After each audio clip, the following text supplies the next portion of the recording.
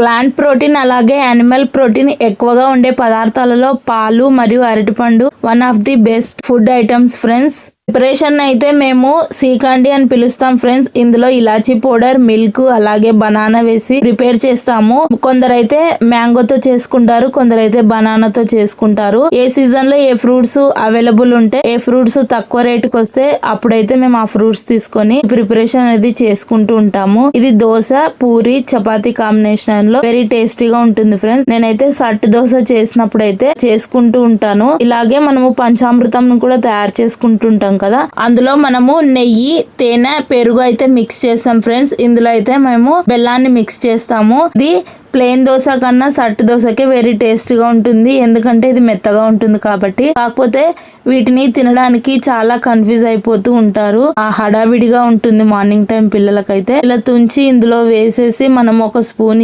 ఇచ్చేసినట్లయితే పిల్లలు ఎంతో ఇష్టంగా ఎంతో టేస్టీగా తింటారు.